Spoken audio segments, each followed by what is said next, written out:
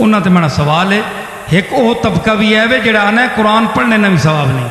कुरान मैं बताता हूँ इसी मुल्क में है, वो कहते हैं कुरान पढ़ने का सवाब नहीं है, आप मैयत को क्या भेजते हैं? कुरान शरीफ पढ़ने का।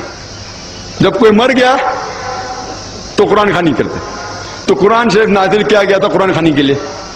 बाप वसूल सवाब इलल मय्यत, समझ आ रही है मेरी बात? ये पूरा चैप्टर कायम है कर दे मरहूम के लिए। और कुरान भी अगर पढ़ना हो तो अपने तौर पर अख्बल तरीके से जो जहाँ है वहाँ इसाले सवाब करे। ऐसे जत्थे बना बना के लोगों का जमा हो के कुरान ख़्वानी करना ये एक बिदअत अमल है। अस्सलामु अलैकुम व रहमतुल्लाहि व बरकातुहू। आज हम एक बहुत अहम मसले पर बात करेंगे। क्या मैयत को कुरान पाक पढ़कर उसका सवाब बख्शना जायज़ है या नहीं? ये मसला मुसलमानों में काफ़ी अरसे से ज़ेरे बहस है और इस बारे में उलमाए किराम की मुख्तलिफ आरा पाई जाती हैं। इसलिए ज़रूरी है कि हम इस मसले को समझते हुए फ़ौरन किसी को गलत या गुमराह करार ना दें, बल्कि कुरान व सुन्नत और मोतबर उलमाए किराम की आरा को सामने रखें। सबसे पहले मैं आपके सामने उन उलमाए किराम का मौक़िफ़ पेश करता हूँ जो ये कहते हैं कि मैयत को कुरान पाक पढ़कर उसका सवाब बख्शना जायज़ नहीं, और उनके नज़दीक इस तरह का अमल बिदअत के ज़ुमरे में आता है। उसके बाद मैं आपके सामने उन उलमाए किराम का मौक़िफ़ भी पेश करूंगा जो ये कहते हैं कि मैयत को कुरान पाक पढ़कर उसका सवाब बख्शना जायज़ है और उसका सवाब मैयत को पहुंचता है। यहाँ एक अहम बात यह है कि हम दोनों जानिब के उलमाए किराम की दलाइल को समझें और अदब व एहतराम के साथ इस इख्तलाफी मसले को देखें। हमें चाहिए कि किसी भी आलिम या मुसलमान को बिला वजह गलत या गुमराह करार देने के बजाय कुरान व सुन्नत और मोतबर अहले इल्म की रहनुमाई को सामने रखें। सबसे पहले उन उलमाए किराम की राय सामने रखते हैं जो ये कहते हैं कि मैयत को कुरान पाक पढ़कर उसका सवाब बख्शवाना जायज़ नहीं। जब कोई मर गया तो कुरान खानी करते, तो कुरान शरीफ नाजिल किया गया था कुरान खानी के लिए, और लोग करते खत्म कुरान। खत्म कुरान 1 2 3 खत्म कुरान का रमजान में 3 बार 4 बार 10 बार, अल्हम्दुलिल्लाह आपको सवाब मिलेगा, इंशाअल्लाह मिलेगा। लेकिन अगर आप रमजान में 2 बार खत्म कुरान करते हैं, मेरी ये राय रहेगी कि 1 बार अरबी में पढ़ो और 1 बार तर्जुमा पढ़ो, वो बेहतर है। कम से कम समझ में तो आएगा आपको।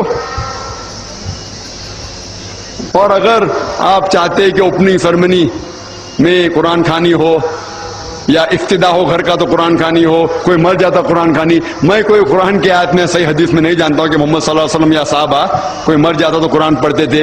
इस सिलसिले में सवाल है कि जो इसाले सवाब का सिलसिला है, वालिदैन मरहूमैन के सिलसिले में खुसूसन उसकी क्या सूरत है, क्या तरीके मुमकिन है और शरई तौर पर किस हद तक साबित है।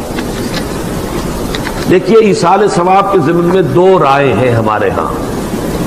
अक्सरियत जो भी हमारे यहाँ सुन्नी उलमा है, देवबंदी भी बरेलवी भी, वो इसके कायल हैं कि इसाले सवाब होता है माली इबादत का भी और बदनी इबादत का भी। बदनी इबादत ये कि आपने नफल पढ़े और कहा कि अल्लाह इन नवाफी का सवाब मेरे वालिद मरहूम को, वालदा मरहूमा को या किसी और को पहुंचा दे, ये उनका मौक़िफ़ है और वो मानते हैं। खैरात करें और खैरात का कहें, किसी की बेवा की मदद करें और कहें कि इसका सवाब अल्लाह ताला उनको पहुंचा दे।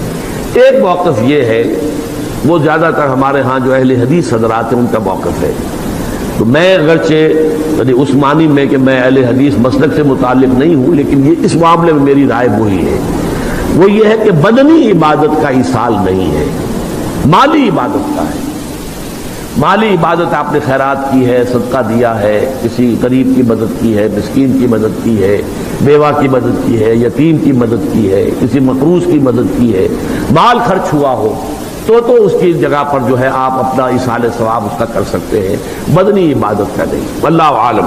अब इसमें यह कि आप जिस पर चाहें अमल कर लें, लेकिन ये जो हम करते हैं इसके लिए महफिलें मुनक़िद करना और कुरान खानियाँ होना, ये सब बिदआत है। मरहूम के लिए 3 दिन तक कुरान करीम पढ़ना। हमारे यहाँ जब कोई मर्द या औरत मर जाते हैं तो लोग इसके लिए 3 दिन सुबह के वक्त कुरान करीम पढ़ते हैं। इसमें ख़ानदान के लोग भी आते हैं और महल्ले के लोग भी होते हैं, मर्द और औरतें दोनों होते हैं। क्या ये अमल जायज़ है? अफजाल अहमद उत्तर प्रदेश से। نہیں جائز نہیں ہے بھائی. ایصال ثواب میں سب سے بہترین چیز جو منصوص ہے, جو حدیث سے ثابت ہے, وہ تو صدقہ خیرات ہے. چپکے سے جو جتنا چاہے صدقہ خیرات کر دے مرحوم کے لیے. اور قرآن بھی اگر پڑھنا ہو تو اپنے طور پر اخبل طریقے سے جو جہاں ہے وہاں ایصال ثواب کرے. ایسے جتھے بنا کے لوگوں کا جمع ہو کے قرآن خوانی کرنا یہ ایک بدعت عمل ہے. لیکن یہ جو آج کل یعنی ٹی سی ایس ثواب کرنا شروع کر دیا نا, اتنی دفعہ کلمہ پڑھ کے, اتنی دفعہ قرآن پاک پڑھ کے بخش دیں. جو ہمارے دیوبند کے ہاں تو وہ دعا کے نام سے چل رہا ہے, بریلویوں کے ہاں تیجا چالیسواں کے نام سے چل رہا ہے, اور اہل حدیث بھی بیچارے دبک کے یہ کام وہ بھی کر رہے ہیں کسی اور نام کے ساتھ. اس کی کوئی اصل نہیں ہے.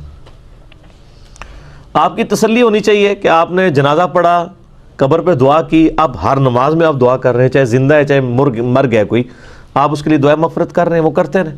قرآن پڑھ کر آپ دعا کرنے کے بخشوانے کا بڑا مسئلہ ہے. مطلب زندگی میں کوئی پارسل نہیں بھیجیں گا اور بعد میں ایصال کرتے ہیں لوگ, اس کو پارسل بھیجتے ہیں کہ بھائی ایصال, قرآن کا ایصال. تو یہ ایصال نہیں ہوگا. کیا ایصال ہوتا میں نے سب بتا دیا آپ کو.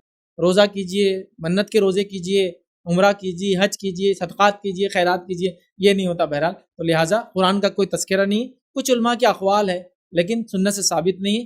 نبی اکرم صلی اللہ علیہ وسلم کے زمانے میں صحابہ کا انتقال ہوا, تابعین کے زمانے میں صحابہ کا انتقال ہوا, تابعین کے زمانے تابعین کا, کسی نے بھی قرآن پڑھ کے بخشو کر کبھی بھی کسی سے نہیں کہا. یاد رکھیے, تو اس سے پتہ چلا یہ وہ بدنی عبادت ہے جو انسان کو خود اپنی زندگی میں کرنا ہوں. ان علماء کرام کے علم کے مطابق یہ عمل بدعت میں شمار ہوتا ہے.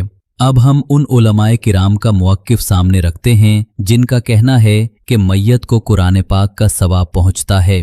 اور یہ جس نے کہا کہ مرحومین کو قرآن بخشنے کا کوئی فائدہ نہیں ہے, آپ صدقات کریں تو وہ الگ ہے, یہ ایک الگ ذہن ہے. یہ امام شافعی رحمۃ اللہ علیہ کے جو پیروکار ہیں ان کا ایسی ذہن ہوتا. لیکن ہم احناف جو ہیں ہمارے نزدیک بکثرت دلائل موجود ہیں کہ قرآن پڑھ کے بھی بخشیں گے تو انشاءاللہ اس کا ثواب حاصل ہوتا ہے. تو بالکل بے فکر ہو کے کریں, ثواب ملے گا. اس کی محفل ہے ایصال ثواب کی محفل. اس کو ہماری بولی میں ختم بھی کہتے ہیں. یہ 30 کا ہو, 7 کا ہو, 10 کا ہو, 40 کا ہو یا سالانہ ہو, اس کو عربی زبان میں ایصال ثواب کہتے ہیں. اور یہ کوئی نئی بات نہیں ہے. لوگ ہم سے پوچھتے ہیں ختم کہاں لکھا ہوا ہے, تو ہم انہیں کہتے ہیں کہ ایصال ثواب تو کہیں ہے نا. اب اگر آپ مسلم شریف اٹھا کے دیکھ لیں اور دیگر کتب, اس کے اندر پورے چیپٹر قائم کیے محدثین نے, اور اس کا نام کیا رکھا, باب وصول الثواب الی المیت. سمجھ آ رہی ہے میری بات؟ یہ پورا چیپٹر قائم ہے, اور اس کا ترجمہ اگر سادہ لفظوں میں کریں تو ایصال ثواب بنتا ہے.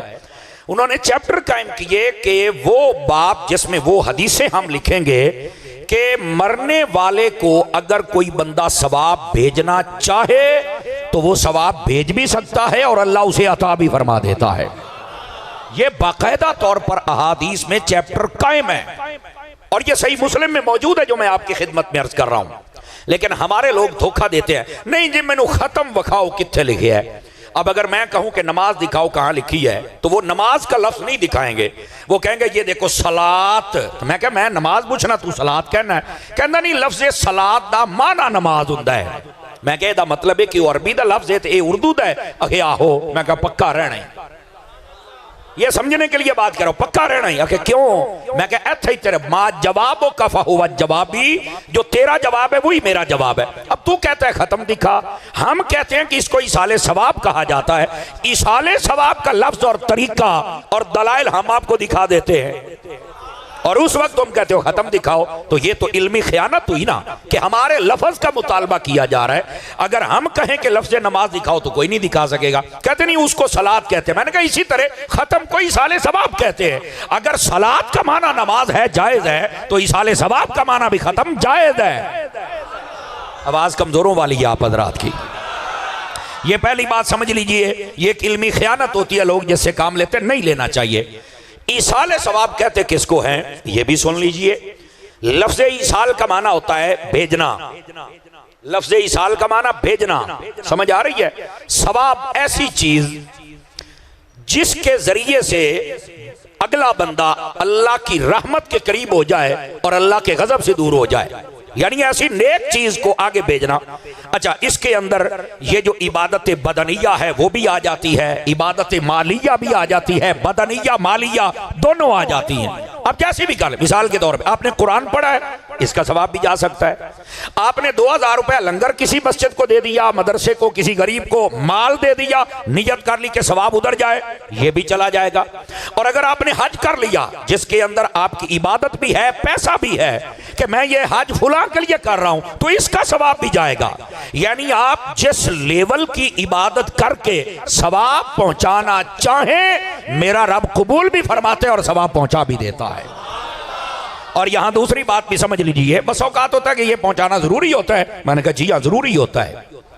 کہا جی وجہ، میں نے کہا دیکھیے ہمارے ملک میں سے بہت سارے لوگ ہیں جو بیرون ملک جاتے ہیں، وہاں چل کے کمائیاں کرتے ہیں، بالکل کرتے ہیں، پھر وہ کرتے کیا ہیں، کہتے ہیں وہاں سے جب پیسہ بھیجتے نا ادھر، چونکہ وہ بڑے ملک ہوتے ہیں، امیر ملک ہوتے ہیں، تو ادھر کا پیسہ جب ہمارے یہاں آئے نا ان کا 1000 ہوتا ہے اور یہاں کے جناب وہ 50-60 ہزار بن جاتے ہیں یا لاکھ اور 2 لاکھ بن جاتا ہے۔ اچھا، میں نے کہا اب اس کو ذہن میں رکھنا ہے کہ اگر بڑا ملک ہو، بڑا بادشاہ ہو، اس کا پیسہ ہو تو وہاں سے اگر بھیجا جائے تو وہ بڑھ جاتا ہے۔ کہا بالکل۔ میں نے کہا ہم جب قرآن پڑھتے ہیں نا تو ہم کسی دنیا دار کو نہیں دیتے، ہم بھی اس اکاؤنٹ میں بھیجتے ہیں۔ سمجھنے کی کوشش کیجیے آپ حضرات کہ جہاں پر امید یہ ہے کہ ہماری گنتی رک سکتی ہے پر میرے مالک کے فضل کا خزانہ رک سکتا، ہم بھیجتے اس لیے ہیں تاکہ اللہ رب العزت، ہم اگرچہ ایک قرآن پڑھیں اللہ رب العزت اس کا اتنا ثواب عطا فرمائے کہ ہمارے مرنے والا یا مرنے والی اللہ تعالیٰ اس کی بخشش و مغفرت فرما دے۔ اب بات سمجھ آ رہی ہے آپ سبھی حضرات کو؟ تو یہ اس لیے ثواب کو ٹرانسفر کیا جاتا ہے، آگے بھیجا جاتا ہے، اور پھر اگر بڑے ملک سے بھیجا جائے تو اتنا فائدہ ہو جاتا ہے۔ تو اگر ہم اپنے رب کی بارگاہ کی طرف بھیجیں تو اللہ تعالیٰ کتنا زیادہ ثواب عطا فرما کے اس بندے کو عطا کرے گا، یہ تو کوئی بندہ سوچ بھی نہیں سکتا۔ تو اس لیے یہ ٹرانسفر کرنے میں کوئی مسئلہ نہیں ہے، آپ بھیجنے والے بنے، آپ کو کوئی مسئلہ نہیں ہوگا۔ یہ تھی تیسری بات۔ اب ذرا چوتھی بات بھی سمجھ لیجئے، قرآن و حدیث کا اگر دلائل پڑھے جائیں تو یہ چیز ہماری نماز میں بھی موجود ہے۔ ہم جب سلام پھیرتے ہیں نا تو اس سے پہلے ہم ایک دعا پڑھتے ہیں، رب جعلنی مقیم الصلاۃ، اور آپ کو پتا ہونا چاہیے یہ جو دعا ہے یہ حضرت ابراہیم علیہ السلام اپنی مبارک زندگی میں مانگا کرتے تھے۔ انہاں تے میرا سوال ہے، ایک وہ طبقہ بھی ہے جڑا آنا ہے قرآن پڑھنے نہ بھی ثواب نہیں۔ قرآن میں بتاتا ہوں اسی ملک میں ہے، وہ کہتے ہیں قرآن پڑھنے کا ثواب نہیں ہے، آپ میت کو کیا بھیجتے ہیں؟ کیونکہ قرآن قانون کی کتاب ہے، اس میں حیض نفاس کے مسئلے ہیں اور اس میں تقسیم جائیداد کے مسئلے ہیں، ولا عمل خنزیر وما اہل به لغیر اللہ، یہ پڑھنے سے ثواب ہوتا ہے؟ تبت یدا ابی لہب، کافروں کا نام لینے سے ثواب ہوتا ہے؟ سنو نا سوال، سنو نا، سنیاں تے چڑھنے ہو تساں تے بھی کوئی چڑھے نا، گل کرو نا ہو تسی جانے ہو قرآن پڑھو تو قرآن تے ہے اعتراض ہے، حیض نفاس نے مسئلے بیان کرنے والا نال ثواب ہے؟ ثواب تا چلو مولوی صاحب جاگو، مولوی صاحب مکھی بڑے ویسے منہ نا جا کے بہ کر رومال تو کاٹا سونا بدا ہے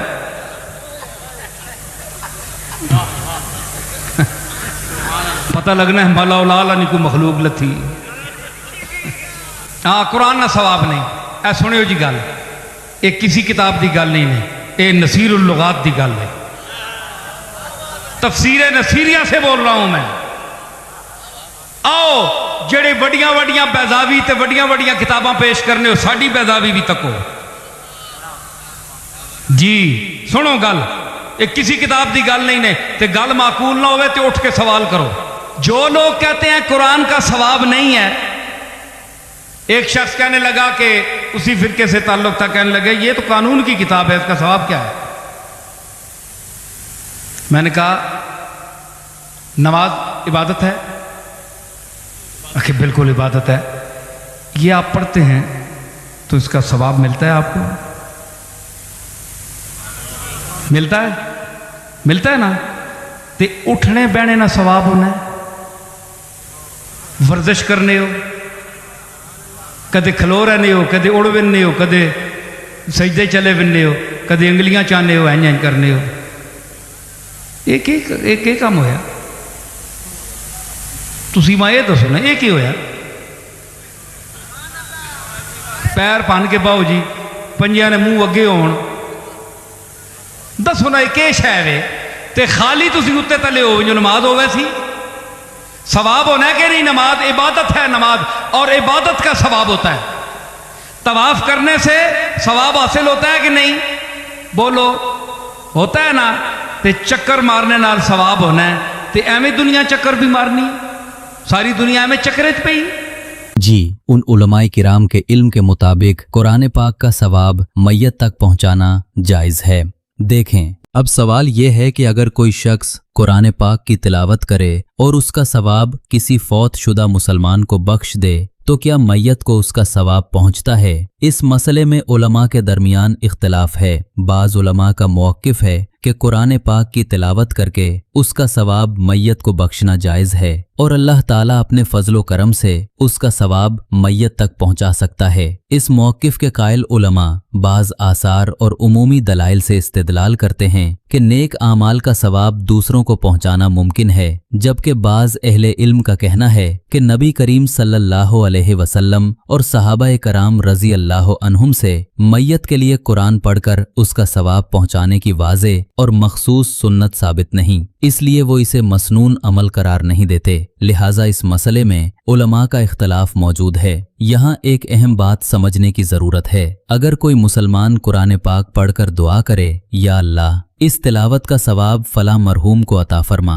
तो जो उलमा एसाले सवाब के कायल हैं उनके नज़दीक ये जायज़ है, और जो उलमा इसे साबित शुदा सुन्नत नहीं समझते वो मैयत के लिए दुआ, इस्तिग़फ़ार और सदका करने को ज़्यादा वाज़े और साबित शुदा तरीका करार देते हैं। लिहाजा हमें इस मसले में एक दूसरे को बुरा भला कहने या फौरन बिदती और गुमराह करार देने के बजाय अहले इल्म की मोतबर आरा का एहतराम करना चाहिए। अगर आप अपने किसी मरहूम के लिए ज्यादा मोहतात और मुत्तफिक अलैहि अमल करना चाहते हैं तो उनके लिए दुआ करें, इस्तिग़फ़ार करें और उनकी तरफ से सदका करें। मसलन दुआ करें, अल्लाहुम्मा अग़फ़िर लहू वरहमहू, ए अल्लाह इसकी मग़फ़िरत फरमा और उस पर रहम फरमा। और अगर आप ऐसे आलिम की पैरवी करते हैं जो कुरान पाक का सवाब मैयत को बख्शने को जायज़ करार देते हैं तो उनके मुताबिक कुरान पढ़कर एसाले सवाब भी किया जा सकता है। आखिर में खुलासा ये है कि मैयत के लिए दुआ, इस्तिग़फ़ार और सदका करना साबित शुदा आमाल हैं, जबकि कुरान पाक की तिलावत का सवाब मैयत को पहुंचाने के मसले में अहले इल्म के दरमियान इख्तलाफ है। इसलिए इस इख्तलाफी मसले में हमें अदब, एहतराम और एतदाल का रास्ता इख्तियार करना चाहिए। अल्लाह ताला हमारे तमाम मरहूमीन की मग़फ़िरत फरमाए, उनकी कब्रों को नूर से भर दे और हमें उनके लिए ज्यादा से ज्यादा नेक आमाल करने की तौफीक अता फरमाए। आमीन या रब्बुल आलमीन। अगर आपको ये मालूमात मुफीद लगी हो तो वीडियो को लाइक करें, अपने दोस्तों के साथ शेयर करें और ऐसे मजीद इस्लामी मौज़ूआत के लिए चैनल को सब्सक्राइब जरूर करें। वस्सलामु अलैकुम वरहमतुल्लाहि वबरकातुहू।